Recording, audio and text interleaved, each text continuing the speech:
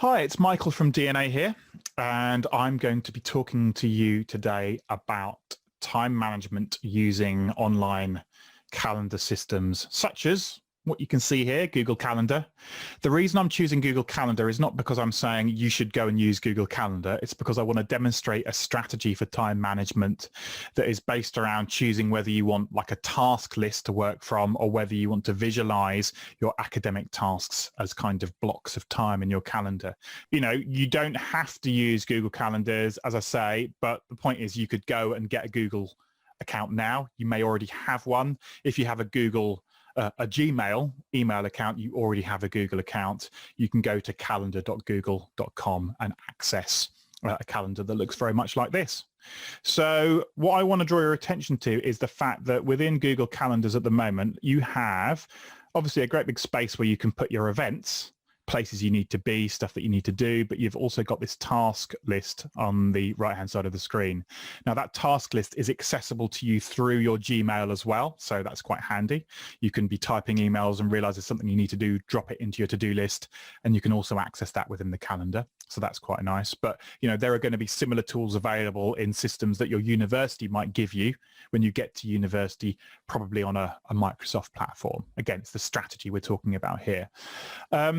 So if we have a look at this task list, I can open it up, I can add a task, and I'm going to say, I just want to put in an essay deadline. And this is the kind of thing that I actually use these for.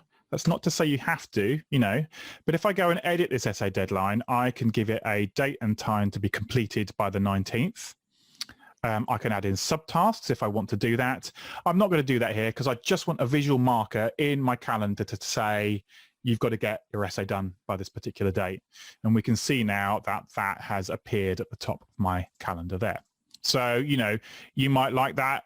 You might find that this works fine for you for breaking down things you need to do. I think that's a really good system. You can just go in, you can mark off things as they're done. I actually had an empty subtask there, but you can see you can have lots of steps that you need to complete in your task. And eventually, you know, when you're finished, you can tick on that. I think what will actually happen is a line will go through. It will stay in the calendar to show that I've completed it. Yep, we can see that's happened now, but you have the option to remove it completely if you don't want to see that anymore. Now, I think that's really a powerful way of working. What I like to do is combine that with using my calendar to block out blocks of time. So I might say I have a lecture happening here, and that lecture is going to be 3 hours long, because I like to get a visual sense of what's happening in my diary so I know how much free time I've got. Because what I want to avoid is getting to the evening, seeing that my calendar's empty, but worrying about whether I've completed all the tasks I need to do. Okay, so this exercise that I'm demonstrating now, where you might go in and say, right, okay, read article, because maybe you know that it's going to take you an hour to work through a particular article, or maybe 45 minutes, and you're giving yourself an extra 15 minutes. And then maybe what you want to do is color code that to show that it's really important, because I think color can be very powerful with these kind of systems. When I'm looking at my calendar, typically there's so much in it that I'm using color to navigate, and I just use a couple of colors. I use, does it have to happen today? Or can I move it till tomorrow? Okay. Can I get away with picking this up and moving it to here? Probably not, because the lecture is at a fixed time, but I might decide that I can get away with moving me reading the article to later on. So you've got that flexibility. And the advantage is that if I go into this article and I go into the description, I can actually create a bullet list of different subtasks as well that I need to do. So I might say, load up my text-to-speech software.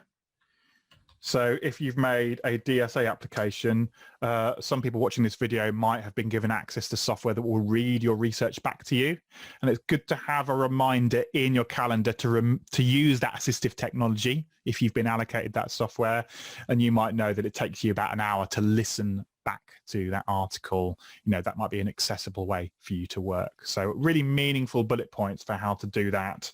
And I might say make notes and highlight. Again, I think using color can be really powerful, because you can navigate through a complex article that you've read using the color codes that you've given different types of information. It stops it from just being 30 pages of black text on a white background. There we go. So we've got our steps in there. But the value of this is I can just pick that up and move it to a different day, and all the work I've done inside that calendar event moves with it. So this is why I like this way of working, because we can quickly set up repeating events. You know, it doesn't take as long as you think. I could go in and I could say this lecture happens weekly on a Wednesday. I could save that. Yep. And if we look at the following weeks, we can see that that is repeated going forward. We just click back on today at the top so I can jump back to today. You know, so it can take less time to put in the places that you need to be that are defined by your university timetable, but that means you can fit these other tasks around it and just pick them up and move them around, and you can do that on your phone quite easily as well. Again, the reason I like to do this is that if your week is full of these blocks where you've tried to think about the amount of hours of self-directed learning you've got, the time you have available, and also time for self-care stuff like exercise, eating properly, hydrating. You know, you might want to put that stuff in as well. You might want to try and break these study periods into 45 minutes and make sure that you're taking a break. And actually what I really like about Google Calendars now is you can even have tiny little sliver 15-minute events that you can put in. So I could go in there and I could even say, take a break there. Okay. I appreciate that the way I manage my calendar might be a little more detailed than some people might like to use, but for me that works really well, where I really organize my time, because if I don't give myself structure, sometimes just having a completely open diary can be quite stressful. Whereas here you can tabulate all the tasks that you need to do, and you've got real insight into whether you're getting overwhelmed, because if you're trying to move stuff based on your color codes to see if you can move them to a different day, and because I've moved a recurring event, it's asking me, do I just want to do this one or this and all the following ones? I'm just going to move this event to the next day. Then I can see whether I'm overwhelmed, because at a certain point, I'm not going to be able to fit new boxes in. Okay, so I think that's the problem, isn't it? When you're thinking about time management, you've got this nebulous sense of tasks that you need to do. And sometimes just writing them down and fitting them into a structure is a brilliant thing to do, because even if your plans changed, using this kind of tool means that you've got the flexibility to move them around. And then if you can't fit them into your schedule anymore, you can genuinely say, right, I've tried, I've marked everything out, things are really difficult. I've got good evidence to myself that I'm a bit overwhelmed at the moment. I need to ask for some support.